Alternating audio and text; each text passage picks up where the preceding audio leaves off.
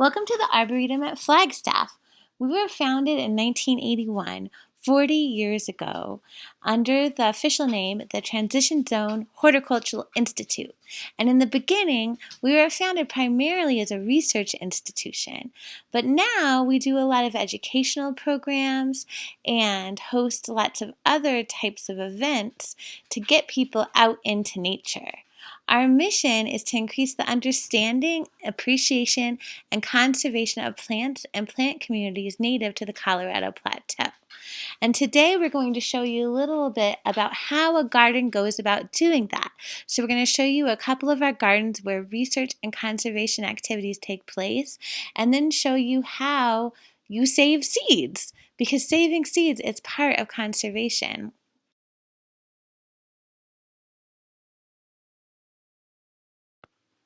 This is our Milkweed for Monarchs seed increase garden, where we raise milkweed and collect the seeds every year. The garden provides habitat not only for monarch butterflies, but for other pollinators. And then we use the seeds to rejuvenate the garden every year and also to sell at our plant sale so that community members can also plant milkweed in their yards, providing even more pollinator habitat. This plant here is Asclepias speciosa, or also called showy milkweed, so named because of its very tall stature and large pale pink flowers clustered in a ball. This species is the primary resource for the monarch butterfly.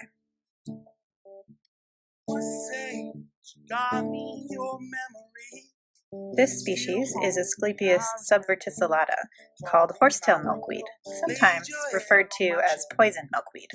Asclepias can get a bad reputation for being potentially poisonous to livestock, though the benefits to the pollinators far outweigh any potential for poisoning.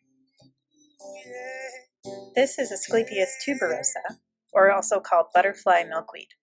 Its bright orange flowers make it a very attractive plant for both pollinators and for gardeners.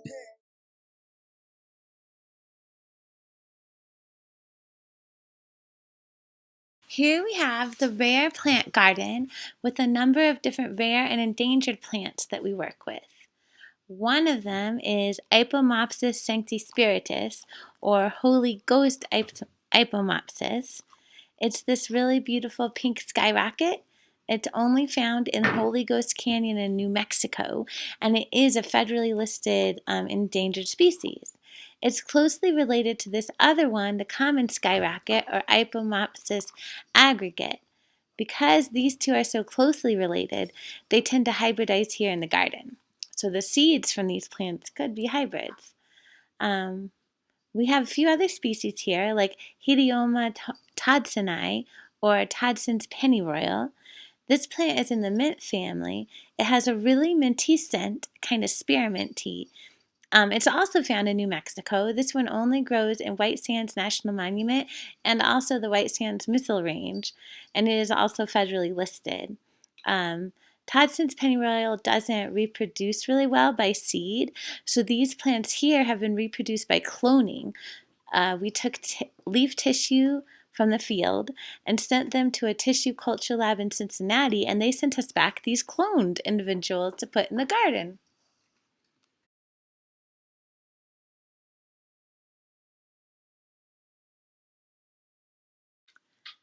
So as you saw, first with the monarch seed-saving garden and then with the rare plant garden, we grow some plants here in order to build habitat and build capacity to build habitat for different communities of animals and plants that need it. And we grow some plants here to help to conserve genetic diversity because they're too rare in the wild to be dependable populations. Another thing we do is actually save seeds in seed banks so that we know in the future if something was to happen to a certain population of plants, we have the seeds to bring those plants back into the world again. So now let's show you how you can be a seed saver.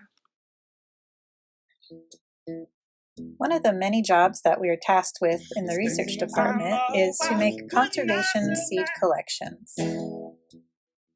As part of the Center for Plant Conservation, We are tasked with caring for over 30 different rare and endangered plant species. A really important way to care for rare species is to bank their seeds for long-term storage. This short field video will show you part of the process of making these collections.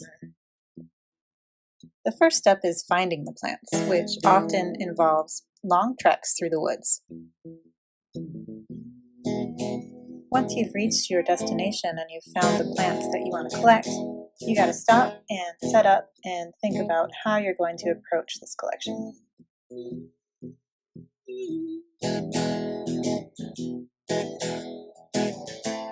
To give you an example of the process that happens when we make conservation collections, we're going to use this species, Ibisia multifoliolata, as an example.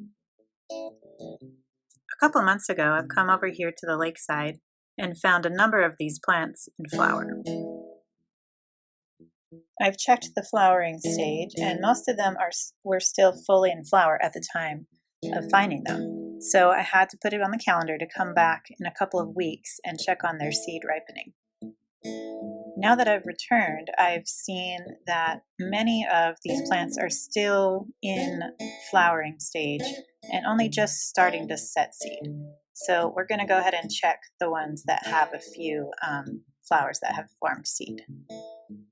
What I'm going to do is I'm going to pluck off one of the seed capsules and look inside and see if we can find any seeds.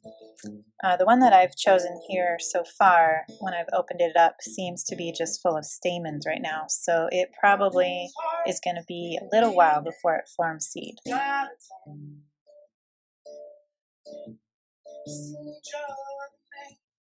This individual actually yielded a very small bright green seed.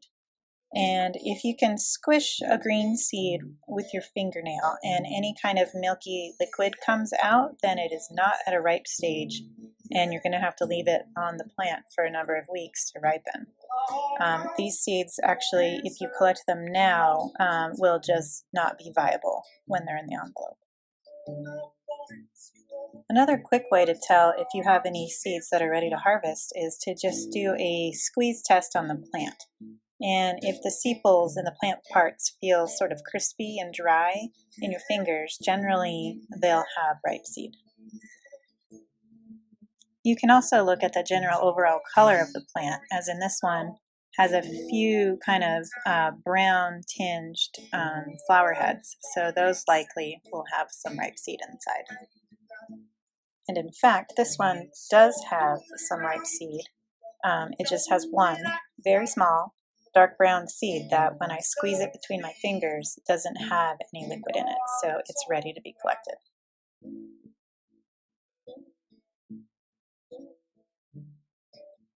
There's a good number of plants here in this location, and if I were to get ready to make a conservation collection, I would want to make sure that I'm not harming any of the seed bank that's existing.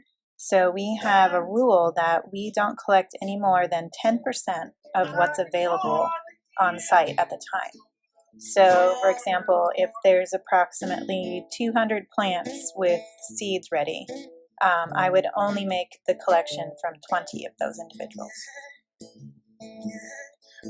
After collections are made in the field, we usually have to bring them back to the office right away for cleaning and for storage, because we want to make sure that the seeds aren't left in a hot car or outside on a table, because that can damage the seed. So we take them back to the office, put them in envelopes, and then put them into dry storage, where we can then put them into foil envelopes, which will then be put into cold storage, which will ultimately be able to store these seeds for somewhere between 50 and 100 years.